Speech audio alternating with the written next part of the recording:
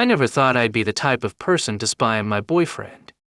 But when your gut tells you something's off, it's hard to ignore.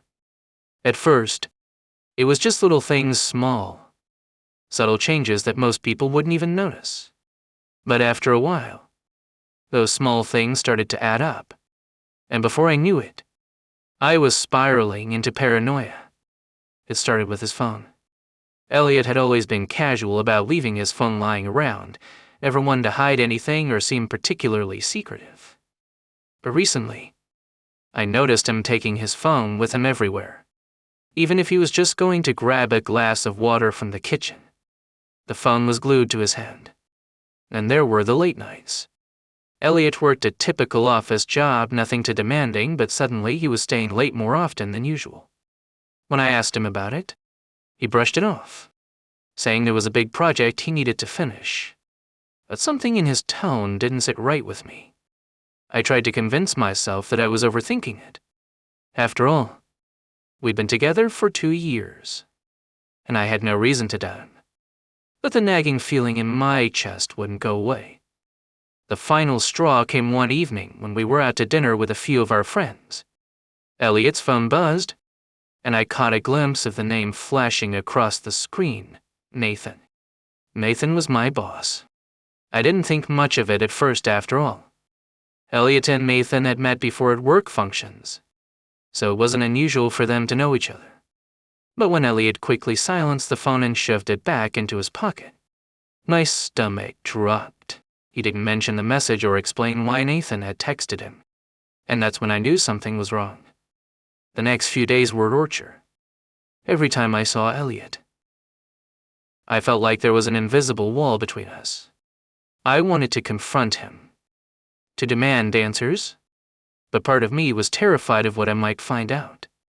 I told myself that it was all just a misunderstanding, that there was no way Elliot would be involved with Nathan, of all people. But the doubt kept gnawing at me. It wasn't until a week later that I finally decided to do something about it. Elliot had told me he'd be working late again, and I knew that Nathan would also be at the office that night. Something inside me snapped, that I couldn't just sit around wondering anymore. I needed to know the truth. So, I drove to the office.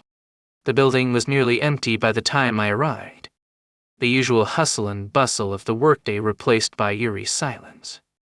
I made my way up to the floor where Nathan's office was, my heart pounding in my chest. It felt surreal, like I was living out some kind of nightmare. As I approached the door to Nathan's office, I heard voices inside, familiar voices. One of them was Nathan's. The other was unmistakably Elliot's. I froze, my stomach churning. What was he doing in Nathan's office this late?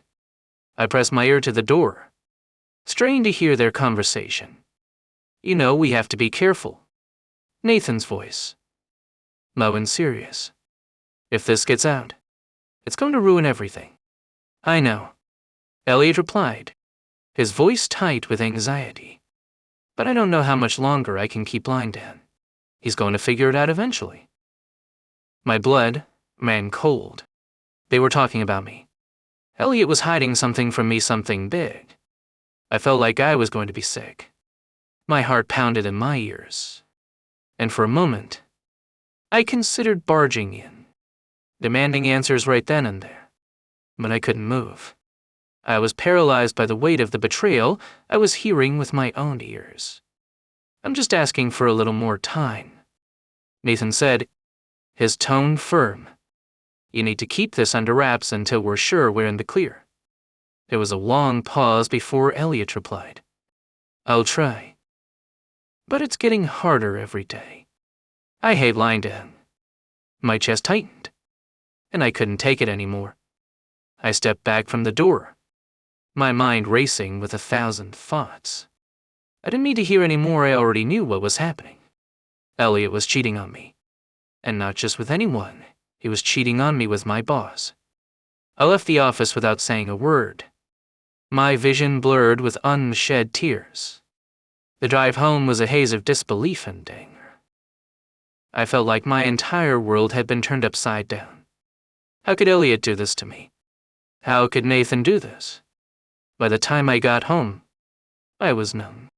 I didn't know what to do or how to confront him. The thought of seeing Elliot again, of pretending like everything was fine, made my stomach turn. But I couldn't keep it inside any longer. I needed to confront him, to make him admit what he had done. When Elliot came home later that night, he looked tired, like the weight of his secret was starting to take a toll on him. I watched him as he set his things down and made his way to the kitchen, completely unaware of the storm that was about to hit. "I know about you and Nathan," I blurted out, my voice trembling with emotion. Elliot froze, his back to me. For a moment, he didn't say anything. Then, slowly, he turned around, his face pale. What are you talking about?" he stammered. But the look in his eyes told me everything I needed to know. "You don't need to lie anymore," I said, my voice breaking. "I heard you. At the office. I know what's going on." Elliot's shoulders slumped, and he let out a shaky breath. There was no more denying it. "I'm sorry," he whispered, his voice barely audible. I stood there, waiting for Elliot to say something, anything that could explain why he had betrayed me. But all he could offer was a whispered apology, as if that would somehow undo the damage that had been done. "Sorry?" I echoed, my voice shaking. "That's all you have to say? You've been lying to me for who knows how long, sneaking around with my boss, and all you can say is sorry?" Elliot lowered his head, his face pale with guilt. "I didn't mean for it to happen," he muttered. "It just got out of hand." I scoffed, feeling a surge of anger rising in my chest. "Out of hand? You've been having a full-blown affair behind my back. Elliot, you've been lying to me while you're with him." Elliot winced at my words, like they physically hurt him. I know I messed up, but it wasn't supposed to go this far. I swear, I didn't mean to hurt you." I shook my head, trying to wrap my mind around what he was saying. "How long?" I demanded, my voice sharp. "How long have you been seeing him?" Elliot hesitated, and that moment of hesitation was all the answer I needed. It wasn't just a one-time mistake, it had been going on for a while. About 6 months. He finally admitted, his voice barely above a whisper. I felt like the floor had dropped out from under me. 6 months. 6 months of lies. 6 months of him pretending everything was fine between us while he was sneaking off to be with Nathan. I turned away from him, feeling sick to my stomach. How could I have been so blind? How could I have missed all the signs? "Why?" I asked, my voice hollow. "Why him? Elliot? Why my boss? Of all people?" Elliot ran a hand through his hair, his expression filled with regret. "It wasn't planned. I swear. It just happened. We ran into each other at an event a while back, and we started talking. One thing led to another, and before I knew it, I couldn't stop." I clenched my fists, trying to hold back the wave of emotions crashing through me. "So, what? You just decided to carry on this affair, thinking I'd never find out?" He shook his head, his eyes filled with guilt. "I was going to end. I just didn't know how. I didn't want to hurt you." I laughed bitterly. "Yeah. Well, mission failed." The silence between us was unbearable. Elliot didn't know what to say, and I didn't want to hear any more excuses. The damage had already been done, and no amount of apologies could fix it. After what felt like an eternity, I finally spoke. "I can't do this anymore, Elliot." He looked up at me, his eyes wide with panic. "But what are you saying?" "I'm saying it's over," I replied, my voice firm. "I can't be with someone who's been lying to me for months, who's been with someone else behind my back. I deserve better than that." Elliot's face crumpled, and for a moment, I almost felt sorry for him. But then I remembered the betrayal, the lies, and my resolve hardened. I'm sorry, he whispered again. But I wasn't interested in hearing it anymore. I think you should leave, I said, my voice cold. Pack your things and go. Elliot hesitated, clearly wanting to say more, but I turned away from him, unable to look at him any longer. I heard him sigh, and then the sound of him walking to the bedroom to pack his bags. That night, after Elliot left, I sat alone in the apartment, trying to process everything that had happened. It felt surreal, like my entire life had just crumbled in front of me. I had loved him, trusted him, and he had thrown it all away for a secret relationship with my boss. As much as I wanted to hate him, I couldn't. I was angry, yes, but deep down, I still cared about him. That's what made it hurt so much. But as the hours passed, a new emotion began to creep in, something darker, something I hadn't expected. Revenge. Nathan had known all along. He knew I was with Elliot, and yet he pursued him anyway. He had no problem getting involved with my boyfriend, all while smiling in my face at work, pretending like nothing was going on. I couldn't just let that slide. He needed to pay for what he had done. The next morning, I woke up with a plan. I wasn't going to confront Nathan, not directly. That would give him too much power, too much control over the situation. Instead, I was going to play it smart.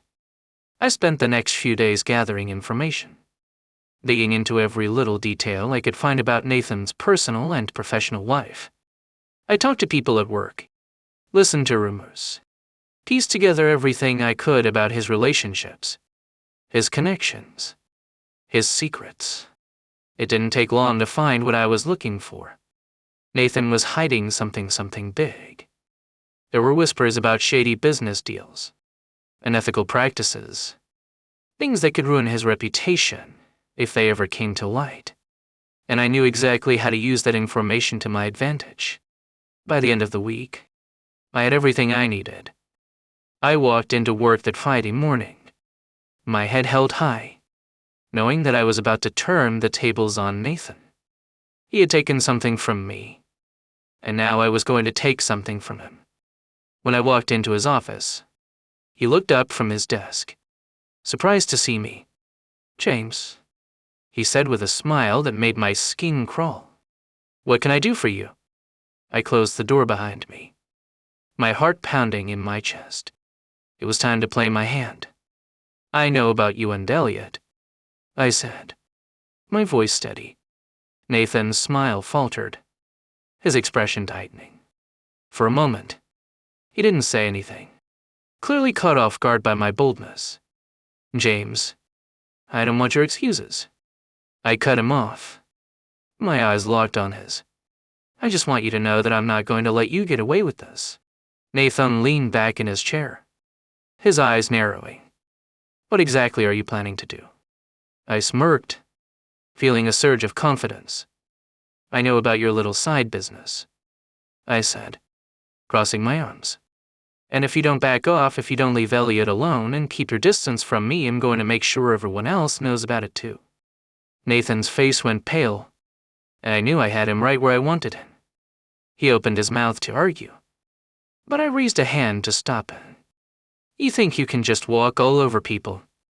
I said, my voice cold.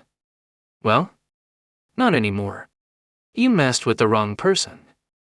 Without waiting for his response, I turned and walked out of his office, leaving him stunned and speechless.